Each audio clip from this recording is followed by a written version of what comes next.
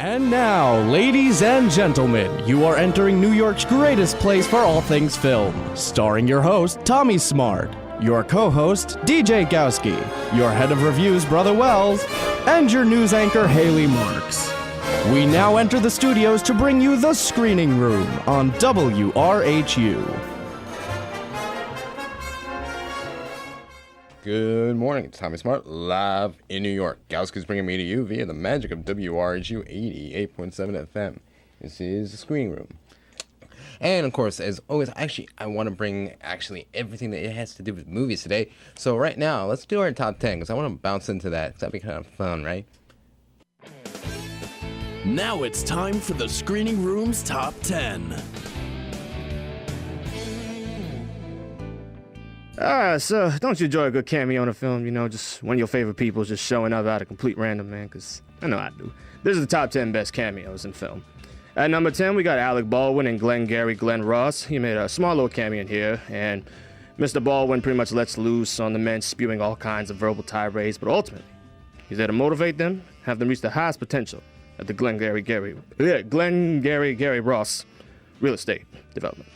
At number 9, we got Robert De Niro, American Hustle. De Niro appears as mafia overlord Victor Taleggio, who really rattles Irving and Richie in a crucial business meeting with the Sheik as he almost figures out the con, but still he was convinced and all went well and completely unexpected. It was awesome.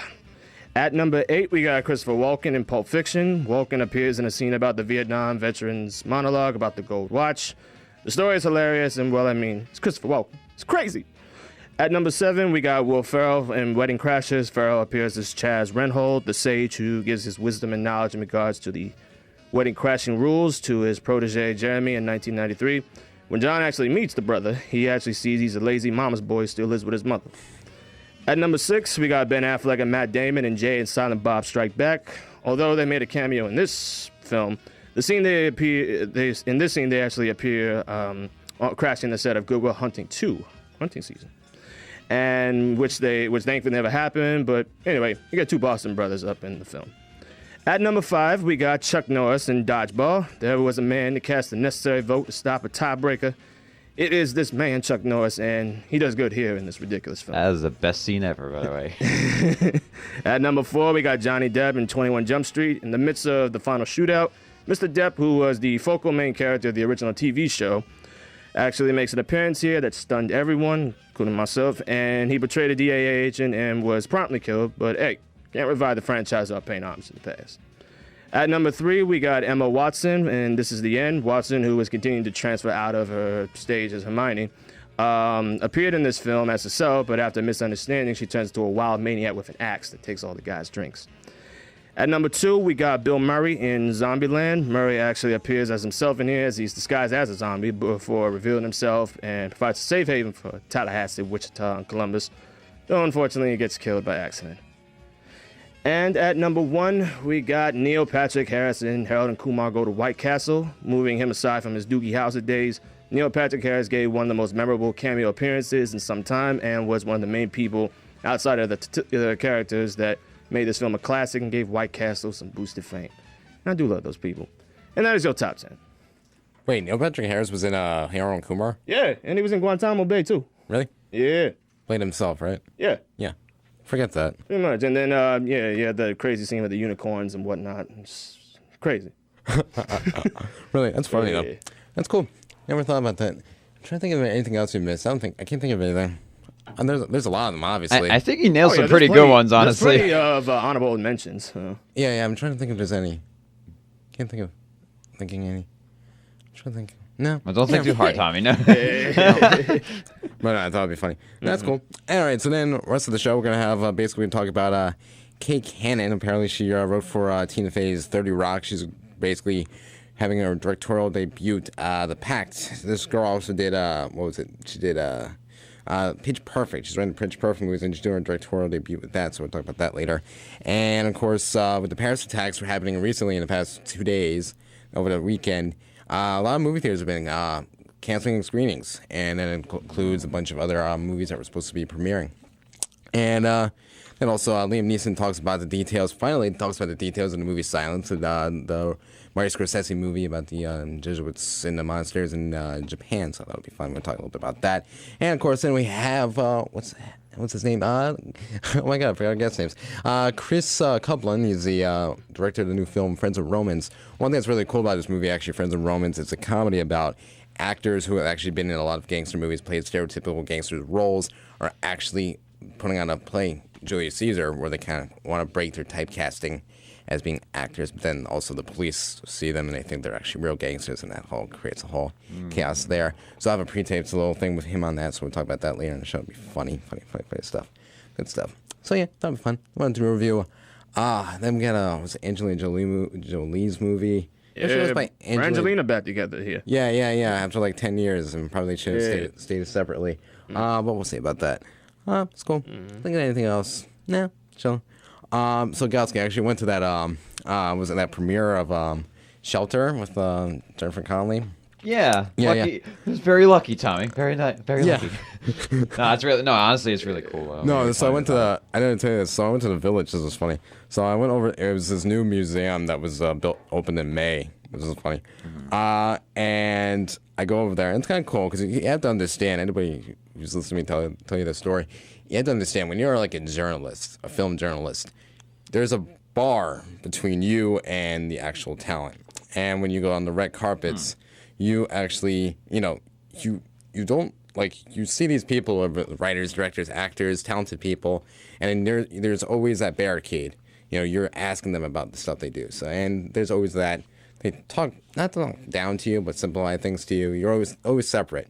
So when I'm walking past, when I'm going inside the actual room that are screening the movie, the red carpet's being wrapped up, and I'm like, awesome, I'm not one of you guys anymore. Haha, I made it. So, okay. All right, I guess. Because I was invited to this thing, so it was cool. And I go in, and they screen the movie, and it was really cool. Paul Bettany, he was in the Da Vinci Code. He played does the voice of Jarvis in all the Iron Man movies and the In the Vision. In the Vision, yeah, and the Avengers as well. Is it A Beautiful Mind? Yeah, in Beautiful Mind. Yeah, unfortunately, what else?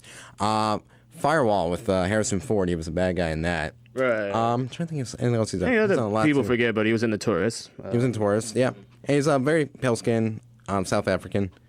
And then he watched his movie. And it was pretty cool because it was a directorial debut. Anthony Mackie was in it. His wife, Jennifer Connelly, as well. That was pretty cool. And then they're doing this thing. They screen it. And then afterwards there's a party, and I'm walking around talking to different people. Nice time. Good times. Can't complain. What was really funny, too, was I left.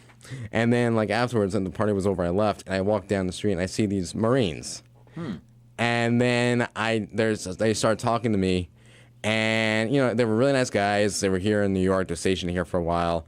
And, they're waiting. I guess they're going to training or whatever. I don't know. One guy did a couple of tours, and I'm talking to them. So I tell them, hey, happy Veterans Day. And they're like, oh, thank you, sir. Thank you very much, sir.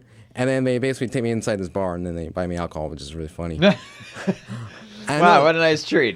No, I know. I took a picture with them. It was really cool. They were really appreciative. Nice guys. They did a lot. Yeah, of course. I thought that was just really funny. So it was cool. Good times. It's cool when you actually meet people like that. And, Paul Sounds Bettany. like a good adventure, Yeah. No one needs one of those once in a while, especially, it's just convenient. You find some Marines, you go to a bar. How long were you out for? I was out for a while. Yeah. But this is funny. Remember Daniel Wagner? He was on the show last week. We had an interview with him. He was a producer of that. He was there. I see him. I didn't recognize him at first, but I see his dude. He's tall, dark hair, has a bow tie. And I say, hey, I love your bow tie, dude. Because nobody else is wearing a bow tie in this entire place. Yeah. And then he looks at me like he doesn't know who I am. And then later I introduce myself, and he's like, oh, Tommy, I didn't even recognize you. Well, of course you wouldn't, because then you forget for a second. Oh, it's radio. Yeah, you're not going to see his face. But No, not my face. He doesn't see me. Exactly. But it's just funny when you're at these things, and they're like these guys in their late 20s and up to their 50s, and then they see this little white young kid. Hey, you'd be right out honest there. That's funny. No, I was good. Yeah, fun. Nice. But really it was nice. funny. All right, when we get back, we're gonna do this Chris Kublan interview. I'm gonna pre-tape. That was pre-taped, so we're gonna play that, and we'll talk a little bit more fun stuff here on the screening room. But first, Haley, what do we got? Well, I have the scoop on the latest live-action Disney adaptation, Esmeralda, and Aladdin celebrates its 25th anniversary. That's all coming up next on The Screening Room. Ooh, cool. So just hang out tight. We'll be right back with more stuff here on The Screening Room on WRHU.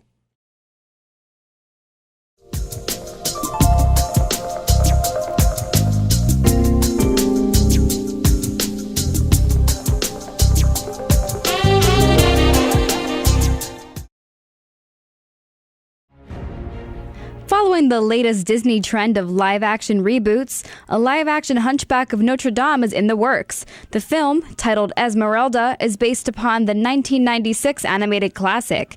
However, this version will be told through the eyes of the female gypsy Esmeralda instead of the Hunchback himself, Quasimodo. Another non-Disney version of the Victor Hugo novel is being developed, instead focusing more on the dark aspects of the novel rather than Esmeralda.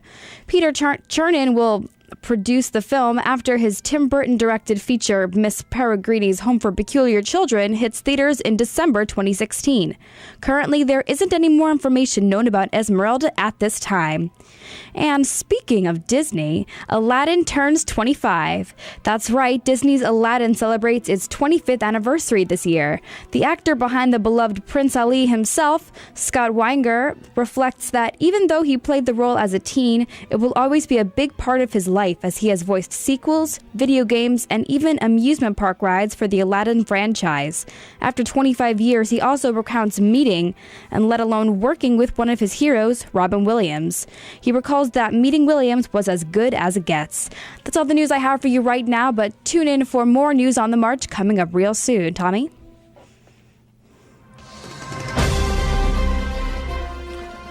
I'm actually really disappointed about the whole Hunchback of Notre Dame thing. Because, no one liked that movie when we were younger, except for me. I liked that movie. Yeah, but if you take a poll of a lot of kids that basically grew up in the Disney Renaissance and they talk about the movies that they liked, Right. Hunchback of Notre Dame is like a forgotten one. But it's such a shame because it is so good. It's Yeah, so it is. smart and it's so mature. Oh, yeah, no, I agree with you. I think personally it has one of the most beautiful, art designs of any Disney movie ever made. Yeah. I mean, it's those cathedrals, those aerials, it's absolutely breathtaking. Oh, yeah, and you have that opening sequence where they basically zoom in across the sky and into the score is so beautiful. Oh, yeah. No, I'm agreeing with great. you. I'm just bummed out because I wanted to direct that thing myself. I'm sorry, dude. It's kind of a little late. There's actually, there's two of them coming out, so you could, Hop on. make a third if Yeah, you just hop wanted on, to. Wait, they're doing the sequel, too? The sequel was terrible. No, they're not doing the sequel. No, they're doing. Well, there's Esmeralda, which is based on the Disney version. Yeah. And then there's another one called The Hunchback, which is based more on the book itself. Oh, so it's that's going to cover the dark aspects, like everybody dying. Oh, so it's going to be more Disney like decided to drop. the original one with a long Right, chain like a right. million years ago.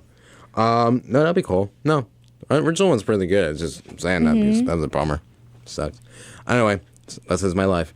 But speaking of directors, we have Christopher Kublan. He's the director of the new film Friends and Romans, which is released November 6th. Anyway, so let's play this pre-taped interview, Gowski.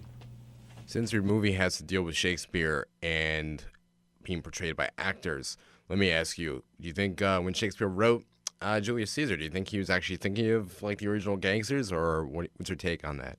Well, I think, as they say in the film, Julius Caesar was the original boss of bosses. So although I doubt Shakespeare had the mafia particularly in mind, I like to think that there's a parallel between Shakespeare and the mob genre as a whole. It's almost like mafia movies are our Shakespeare. They're mythic, they're tragic, they have gravitas, and we just, for some reason, as a culture, America has maybe 75 years since Prohibition and the beginning of organized crime.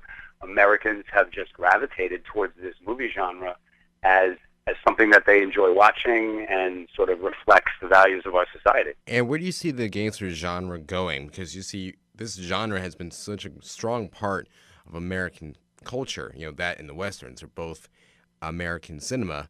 Where do you see the genre going? Because you don't see many gangster movies being made anymore. It's interesting. Right, and it's interestingly enough, the original idea for the screenplay, which was come up with by my co-writer Greg Greenberg, along with Michael Rispoli, the star of the film, came about because he had written a play that was somehow mafia related, And guys who came into audition for his off Broadway play, many of them had small little roles on The Sopranos or in, earlier mob movies. And he got to thinking, what are these guys going to do now? Because for the most part, they're only hired to do those roles because they look a certain way, they bring a certain authenticity to movies and television shows about the mafia because of their connection and closeness to the real actual people. So our film, we tried to take that stereotype and the fact that guys like that are typecast, and we made a film about a bunch of guys who've been doing this for a living for a long time but never get lines to speak, and set out to do Shakespeare in their local Staten Island theater. And none of them is at all like most, if not 99% of Italian Americans, in any way involved in crime, organized crime, or the mafia. But the feds, who happen to be watching the theater that they rent because it's owned by a real mafioso, jump to the conclusion that they're all gangsters because they all have vowels at the end of the last name. One of them drives a limo, they're wearing suits. And so the movie aims to upend those stereotypes, and one of the themes is that, negative portrayals of Italian Americans in film and cinema sometimes gets misunderstood that that's in fact how Italian Americans are. And as with any race, group, religion, or creed, stereotypes only apply until they don't. And as, mafia films and mob-related, stories have become less prevalent in the culture and in the medium, I think that's because people realize that it's just not a valid stereotype anymore. Beyond that, in the last 20, 30 years, in actuality, in reality, the organized crime has moved on to other groups, so to speak, and just, become less of a prevalent thing in society. Rudy Giuliani basically took down the mob in New York, so it just doesn't really exist anymore. Mostly what you see are comedies about it, and our film is very different because most of the comedies you see about it are in the airplane sort of really ridiculous vein, and they don't take the time to address the idea that the stereotypes in these kind of movies are generally inaccurate. So it's a fun movie, but it also has a theme that shows you that, prejudging people by their appearance or by their last name can have negative consequences.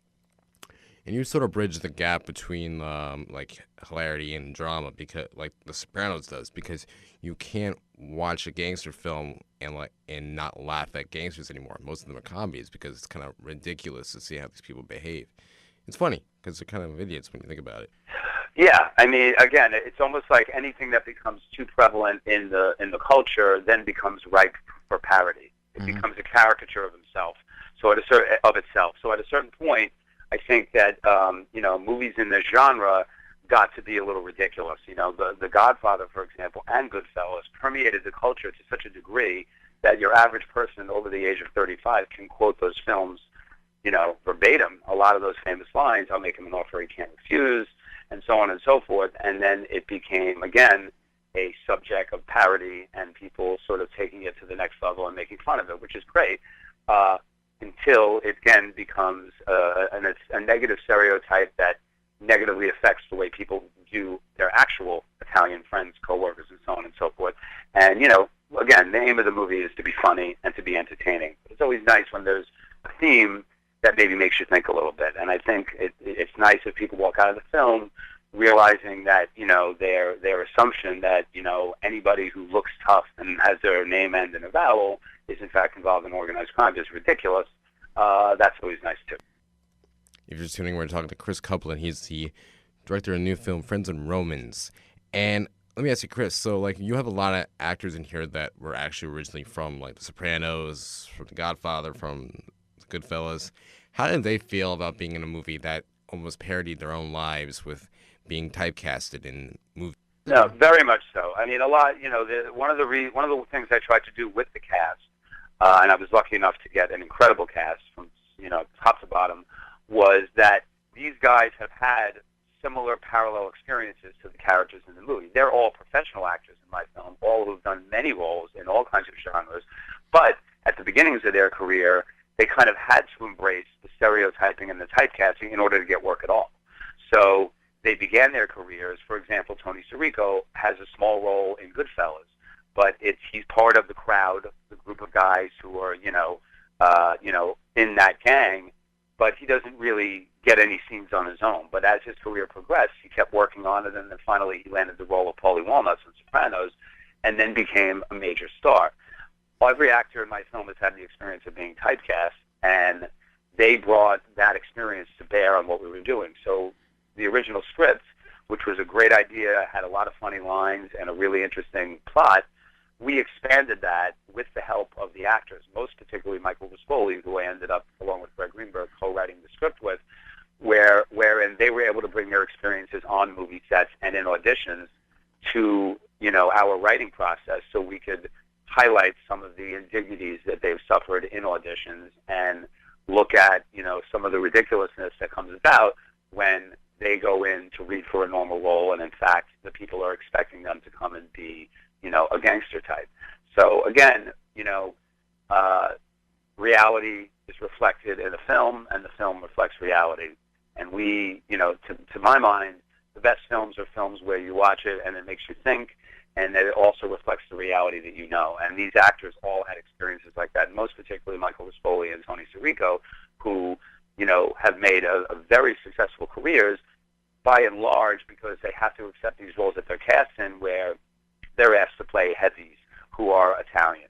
Michael Rispoli has dozens of roles that have nothing to do with that because he's a fine actor, a theater-trained actor who can quote most Shakespeare off the top of his head, but he has a certain look and a certain energy to him that it's, casting directors and producers and directors, it's easy for them to just say, he's the guy, and he's such a great actor that, they'll hire him all the time. So he has had, to some degree, to sometimes have to say no to roles like that so that he can be seen for everything else he can do.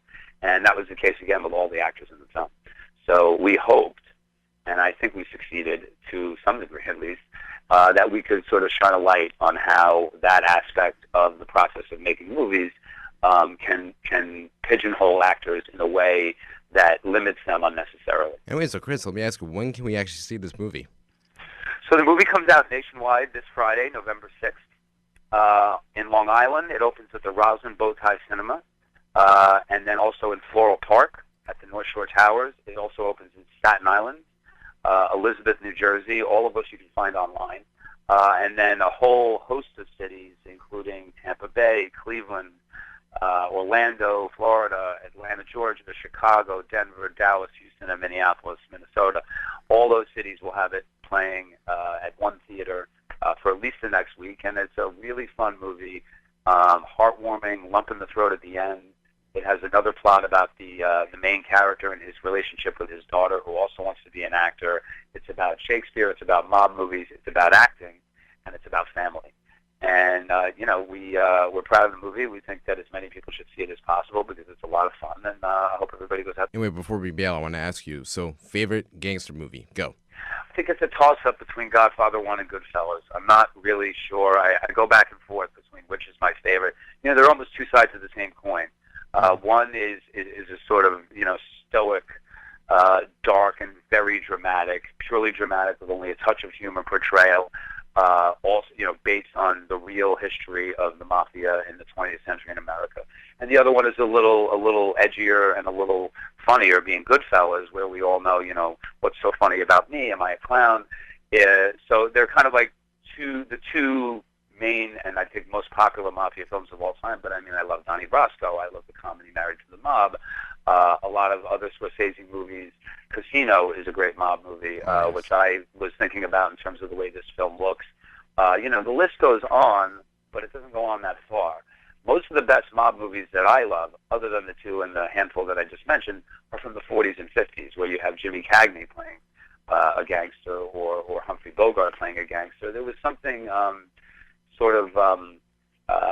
touching about the way those films hit a nerve in the American public, because again, Italian Americans are not nearly by any stretch the only group that got involved in organized crimes, and it all came about because of prohibition, which was the government's, trying to stop people from doing what they want to do. So, this organized crime came about just in order to give the people what they wanted, which was a drink.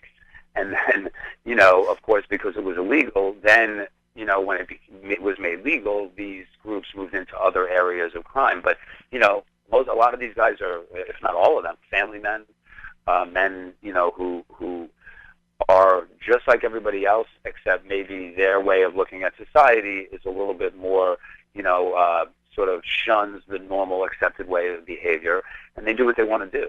And, you know, we all want to be that way. We all want to tell government, our boss, or somebody trying to tell us how to be, you know, to screw themselves, and so that we can be who we want to be. And, you know, I think that idea, everybody can relate to the idea of you know, not having authority have its way with you. And in a way, they're heroes. Normally, they tend to be anti-heroes in these films, but there is something heroic about telling a man to shove it. And that's what the organized crime thing was really about. And, you know, it then got misappropriated in certain ways by the culture.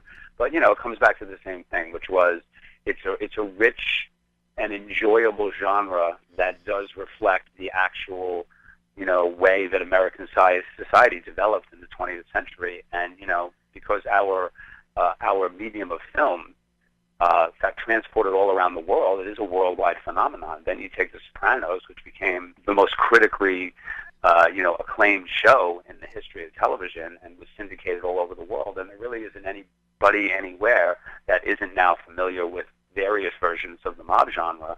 The Sopranos being interesting in and of itself because it took the, you know, the dramatic and glamorous world of The Godfather and showed you that gangsters today live in McMansions in New Jersey and have kids and go see shrinks and are just like everybody else. And I think that touched a nerve because it showed people, again, that these guys are just like us. They're just trying to make a living and get through the day, and everybody can relate to that. The movie is Friends of Romans. It's about gangsters playing gangsters, being stereotyped in playing gangsters. And the director is Christopher Kublan. You can check out the movie soon on November 6th, actually. Anyway, Chris, thanks for being here. Tom, thanks so much. No I had a lot problem. of fun. No problem. Thank you. All right, take care. You too. One other thing before we wrap up here, we're going to a little thing I like to call a break here. Just talking about this movie, Silence. I'm looking forward to it. Like, check this out, guys. Can you see this picture? Look intense, right? Liam Neeson. Yeah, that's Liam Neeson. He's Yeah, mad a little skinny bit. here. Yeah, he dropped like 20 pounds, right? No, it's really dope. gosh. So I'm just looking forward to it. It's apparently supposed to be like, they always say like, you ever see those like basically when the market movies, they always say this director's best movie ever. Mm-hmm. Who knows? He's been Scorsese's been trying to get this done for like 20 years now or so. Yeah, he was working on this for a long time. Yeah, there's a lot of legal stuff. He had contracts to the books and stuff like that. That all went all chaos. But it looks pretty cool. I'm just trying to figure out, like, at this, like, was it Nagasaki monastery, ministry? I mean, the Looks fun. story follows, you know, two Jesuits who go out to find this priest out in Japan during this time, and they get persecuted and whatnot. Mm-hmm. But, yeah, I'm starting to wonder if this is during, like, you know, that time, like, Nagasaki and, like, Pearl Harbor and whatnot, but... Yeah, I'm supposed to say, like... kind of reminds me of The Mission a little bit. Yeah, a little bit. I know what you mean. The only thing is, it's supposed to ask a question, is there a God? I think Marty's still asking himself that kind of question. Be interesting. Funny thing is, Liam Neeson was also in The Mission, too, so... Yeah. Probably like whole, Yeah, in like, the whole beginning. sexual thing. That's pretty dope. Yeah. Hey, So that'll be fun. Looking forward to that. Anyway, like Jesus in there. I don't know. That's what's really funny, too. He does look like Jesus. He He's looks rocking the man bun now. Oh, really? Yeah. Well, not in this picture, but yeah, I know what you mean. Have you ever seen the recent James Gordon show, or Gordon, whatever his name is? Oh, yeah. He got the man bun. Oh, yeah. But I digress. All right, that's funny, though. No, that'll be cool. I'm looking forward to that. Anyway, when we get back, we're going to review the 33, which is composer James Horner's last... Film that he scored, yeah. Yeah. And this looks at the Chilean mining incident that happened in 2010. All right, cool. When we get back, we'll review that on WRHU. This is the screening room. But first, Haley, what we got? The writer behind Pitch Perfect makes her directorial debut, and Bridge of Spies cancels its Paris premiere. These stories and more coming up next on the screening room. All right, so just sit back and be chill. We'll be right back here on WRHU. Hey you. You see that video in the middle of the screen? If you missed last week's episode, click it. Click it here, right now. I mean, seriously. Now, do it now. Now let's get back to the screening room. Kate Cannon, the writer behind Universal's Pitch Perfect franchise, will make her feature directorial debut on the comedy The Pact. The comedy follows three parents who discover that their daughters have made a pact to lose their virginities on prom night and go on a mission to try and stop them before it's too late. Seth Rogen, Evan Goldberg, and James Weaver will produce the project.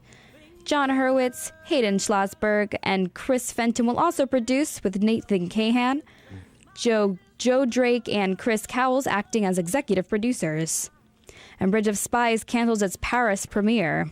The film's director, Steven Spielberg, was reportedly on his way to Paris from Berlin when the tragedy struck. In response to the tragedy, France's President Francois Hollande closed the borders and prevented the film's premiere. Bridge of Spies star Austin Stowell tweeted his condolences to the victims of the attacks on Friday. My thoughts are with the family and friends of those who were wrongfully slain today in Paris. That's all the news I have for you right now, but please tune in for your next news update coming up in a few. Tommy? It's Time Spot live in New York. Gautz's bringing me to you via the magic of WRHU 88.7 FM. So right now, the movie The 33 basically takes place based off a true story, which isn't surprising considering Hollywood nowadays. And Brother Wells, what's the rest of it? So this is on the 2010 incident in Chile, which saw 33 Chilean miners trapped in a gold and copper mine for over 69 days. And the film basically chronicles the efforts made to get them out, as well as what happened inside the cave itself and the mine itself. And let's go to the clip. This is all the food we have left to keep us alive. We have to ration it carefully. If we plan on surviving down here until we are rescued. Rescued? Do you hear any drills? That's because they're not drilling for us. We're too far down. So this movie is interesting because it's based off a dramatic event, and it tries to be dramatic. But we saw the story unfold about 5 years ago, and everybody knows that they'll get out. The characters will get out. I remember hearing this story and just amazed at how long they survived down there. I remember the day they went out, it was all crazy all over the media and everything. Yeah, and that's cool. But then, like, I'd like to see this as, like, it's, like, take a different angle on it. Like, yeah. Focus on the, instead of, like, this is what happened. And instead of that, just actually analyze, like, the actual, like, feelings that the people have under that kind of situation. The inner I agree turmoil. with you on that, yeah. That's how you make a good movie. Oh, Yeah, I wish they had done that too, because I mean, the story could have been like, the script could have been worked out a little bit better, and they should have, since this is in Chile, it should have been kind of more focused on the Spanish here, because I think this was mostly in English. Oh yeah, that's another thing I had with this whole thing. You got Bob Gautam, who's like the Warren in Shawshank Redemption, and he plays the president of Chile, and he's got this accent. Yeah, it's like distracting. I mean, usually I don't complain about people's accents. I mean, you gotta try something, just to distinguish yourself. But they try to make this like, if you want it to be based in reality, these people wouldn't be speaking English. Yeah, you gotta like keep it within the country, within that country's story. But that was the problem I had with Julia Binoche. She was Binoche in here and as well. It just I didn't like her accent in here, and she was okay, but it just seemed some scenes were kind of like forced with her and whatnot. But everybody else was okay. I mean, Antonio Banderas, this was actually a really remarkable role for him here. His acting was really good. Yeah. He's Nothing like career or nothing really like soul searching here. But the problem too is with the cinematography I had here. I mean, look at the different like shots they're taking. They're trying to make it more claustrophobic. You don't get that feeling of claustrophobia. Yeah, you really don't. This is like a big mine, so they have a wide open space. That's how you can fit like 69 people. That's why at first I was saying they were trapped in a cave, because it feels more like a cave than like a condensed no, you're right. mine. Right. You know, you think you have more room than that. You would think that they could find some kind of opening. Oh yeah. You can always find an opening. Right. Find an opening. Or create one. Yeah, that's true too. But then it's like, so you trying to create this like claustrophobia. I don't get claustrophobia here, and that's kind of like throws off the singles here. So ultimately, this is just like a made-for-TV movie. That's what it is. That's what it feels like, a made-for-TV movie. And those are always like, it's okay. So I'm not thinking. That could have just been like a little miniseries almost, you know. Yeah, that would have been better. If you actually I would have liked to see this as a miniseries. Yeah, if you extended it over a period of time, you're right. You're right, Brother Wells. That would be cool. Hey, HBO, man. Yeah. If you did like if you did a miniseries where you actually got to focus on these people for like 7 weeks, right. An hour, 7 weeks. Those 7 hours really get in depth with the like whole intrusion of these people. Yeah, get like a real in-depth study and whatnot. I can definitely see Netflix doing something like this too. Yeah. They're pretty big on miniseries. Yeah, at least, yeah. Yeah, so basically, this could have just been done a lot better. But nonetheless, I will say, great soundtrack here from James Horner. May he rest in peace. And Sorry, you couldn't have a better movie, James. Yeah, but for now, people, I say skip it. Yeah, so skip it too. Epically skip it.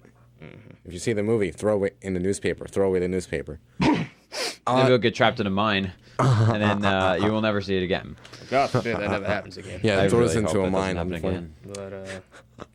But So when we get back, we're also going to review By the Sea and We Love the Coopers. Right, It'll be right. fun when we get back here on the Screen Room. But Haley, what we got? Well, The Girl with the Dragon Tattoo is set to make a comeback. The story of boxer Emil Griffith is on its way to the big screen, and Tangerine is released in the UK. That's all coming up next on the Screening Room. Ooh, cool. We'll have more fun here on the Screen Room when we get back here on 88.7 FM WRHU.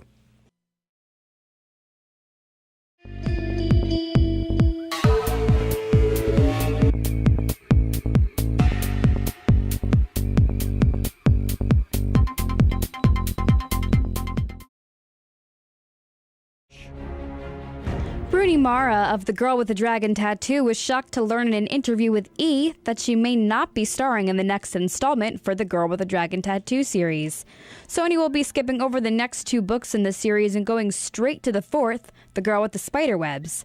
However, rumor has it that Sony was considering Alicia Vikander, star of Ex Machina, for the role. Other reports suggest that the original director, David Fincher, and co-stars Daniel Craig will also be disincluded from the project. Mara commented, "As far as I know, I'm doing it until someone tells me otherwise. I'm doing it unless someone tells me that I'm not, and then I still might do it." In other news, Lenny Abramson's latest drama Room is up for an Oscar, and already he's at it again. His next film will tell the story of the bisexual boxer Emil Griffith, who famously beat his opponent Benny the Kid Paret to death in the ring on live television. Following that match in 1962, Paret spent 10 days in a coma before passing. According to the original reports before their match, Paret insulted Griffith's sexuality. Abramson says he was drawn to the film by the beauty of the athleticism and sexual controversies, which are still present today. And Tangerine is seeing much praise and shedding light on the problems within the trans community. The comedy drama directed by Sean Baker stars Kitana Rodriguez and Maya Taylor. Tangerine was shot entirely on a series of iPhones. Star and trans woman Maya says she hopes the film will highlight discrimination placed on transgender people in the professional world. Baker's film was released in the United Kingdom this Friday. That's all the news I have for you this week, but stay tuned for more movie news coming up next week on the Screening Room. Back to you guys. So, Love the Coopers. Let's start with that one, because that's just, like, interesting. That's, like, we got into, like... Christmas film. Yeah, it's a Christmas movie, because after Halloween, America loves going to go into Christmas. Even though they like to skip over Thanksgiving, because apparently that's not a big deal, actually, ever, anymore. But Love the Coopers is interesting, because what's it about, Brother Wills? Well, it's Christmas time, and 4 generations of the Cooper family are coming together for their annual Christmas Eve celebration. An array of unexpected visitors and unlikely events turn the night upside down, but they come across a rediscovery of their family bonds and the spirit of the holidays. And let's go to this clip of Diane Keaton, John Goodman. With Rudolph right here to see Santa and Donner and Vixen and Blitzen and Nixon. Oh, look at this, it's beautiful.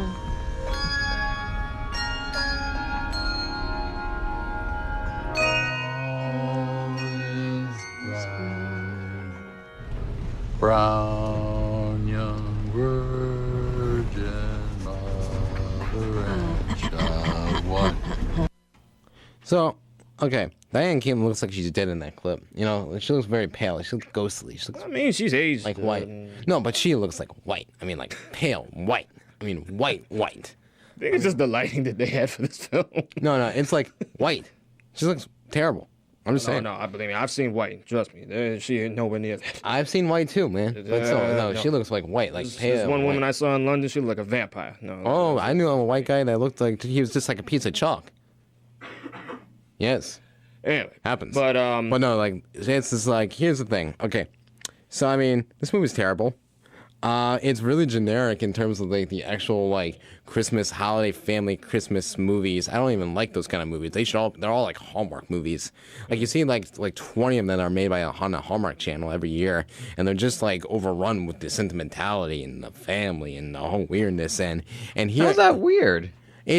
They're terrible. They're all overtly sentimental. And here's the problem with this movie too. It tries to be funny, so they have like 20 different subplots all working together, and you really they don't actually come together into one. They're all leading up to this one dinner sequence, and they just like are very half-baked, very poorly done. The only thing that's interesting in this movie, is the scene with like Olivia Wilde and the other guy, the military guy. He's in the army. And they actually like they're talking, they're kind of bonding, whether she's telling him like, you have come with me, pretend to be my boyfriend or whatever it was, because she wants him to like actually fit into her family, because her family is like this very ultra conservative kind of thing. And it's kind of sweet, kind of cute, nice, touching. But that's the only interesting part of the movie too. You're gonna be surprised by this, but I actually like this film. This was actually pretty funny to me. I found this pretty hilarious. Diane Keaton, in my opinion, I don't think like lost step of her brand of comedy, and working on John Goodman. Yes, it was a little awkward at times. They didn't seem to hit it off fully, but separately on their own, they both were really funny here, and everybody else was pretty good. Though I was wondering why June Squibb was in here. Oh yeah, that was random. I was like, what are you doing in here, woman? Yeah. But even though it had a lot of unuseful storylines, I mean, the story is so warm-hearted and good-natured and everything that it doesn't really become that distracting, and it's Chris's film. But again, I wasn't feeling it though. I mean, I like the scene when they're Olivia Wilde and the dudes are talking about. No, that was interesting. That was interesting. I like the editing in that scene. That's very cute. So there are these small moments, but ultimately, as a whole film, I kind of had the same problem with the Second Best Miracle Hotel. How there are like 20 different subplots, and ultimately they all are very half-baked, but there's not one central narrative in the film that drives the narrative along. And I kind of have this here, and I want that here, and I'm kind of sad we don't have that here, and that's why it kind of. To me, I thought it worked pretty well, but I wasn't digging it. But I still like the story, a decent script and everything. I'd say see it. And they can do better. Don't see it. Do you think this movie? Oh, sorry. Before you move on, do you think it relates at all to Love Actually? That's a better movie. That's a much better movie. And even that is sentimental, but it's holidays. You can forgive that. Right, because it has the sentimental holidays and several plots going on at once. It's just better. It's just better. I mean, see, the thing is, every year there's like they get recycled the same similar kind of movies that we get every year, but it's just depending on the writing, casting, everything like that. Yeah. Is this one gonna be good? Is this one gonna be bad? This one just doesn't do it for me. It's terrible. Don't see it. But hey, could be wrong. Not everybody's taste. And answer your question? Yay. Cool. Awesome. And silence. And silence. So the next film, please. By the Sea, which I keep wanting to say before was Beyond the Sea, because like I know I kept thinking that at first when I first heard the title. Yeah, exactly, man. Beyond the Sea. I was like, they're re-releasing it? No, I just like to sing that. Exactly, right? No, I thought the same thing. It's funny. It's good. So Beyond the Sea is with Angelina Jolie and her husband Brad Pitt. It's the first time they That's were. the big draw here. Mr. and Mrs. Smith are back together, but don't get twisted. There's not a sequel. It's about a married couple with some serious issues who go out to a French seaside resort to try and save their marriage. In the midst of all this, they befriend a young newlywed couple who seems to have it much better than they do. Let's play this quick clip. Do you hate me? Are we ever gonna talk about it? You're nothing. You wanna hurt me? Hurt me.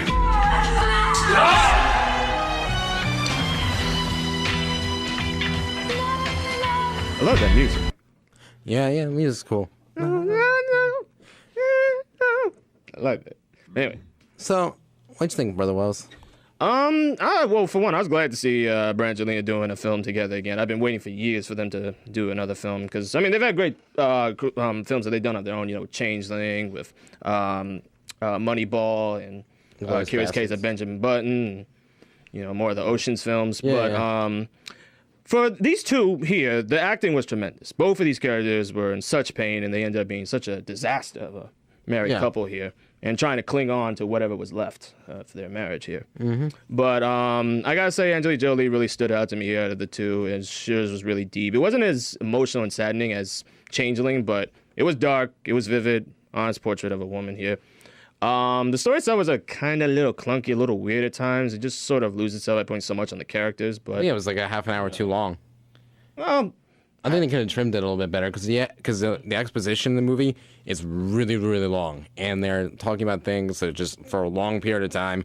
I think they talk about a pair of sunglasses on like the counter, and it's like really long. So if they trim that, I think you could have more of a fluid film here. The pacing could definitely be better. That's one thing. I guess that kind of goes with what I'm saying, that they put so much on the characters, so much on what they're thinking, what went in their minds, and what was, Which, I mean, is more reflective of life, because, I mean, like, people can have a conversation just about, like, a piece of paper or something like that, and they'll have whole arguments over whether or not you wrote on her paper or your paper or whatever. And, like, that's just the typical boring stuff that happens in couples, but do you really want to see that in a movie? No. It's boring.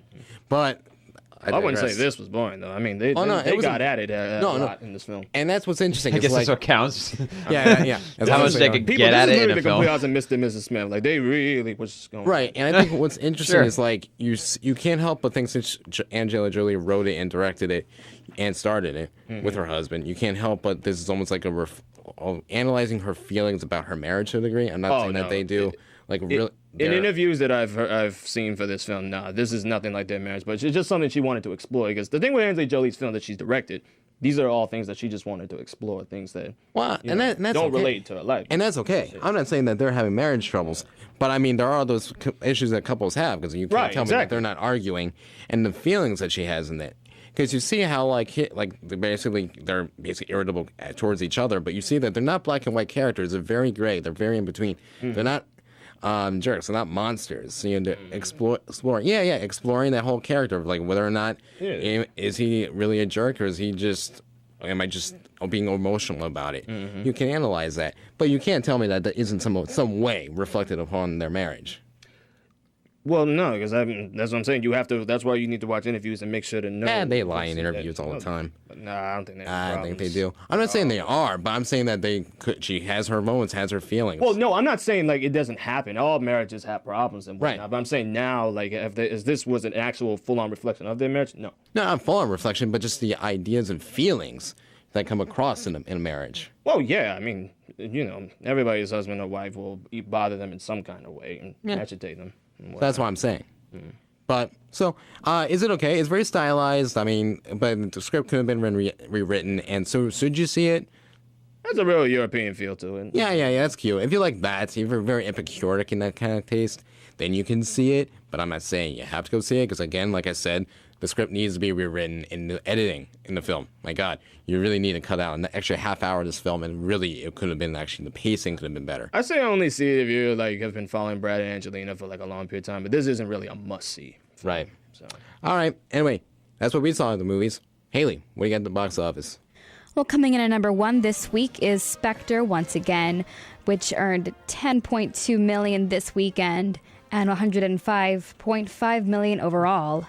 After that is the Peanuts movie, which grossed $5.6 million this weekend and $63.8 million overall. And in third is Love the Coopers, grossing $2.8 million on its opening weekend.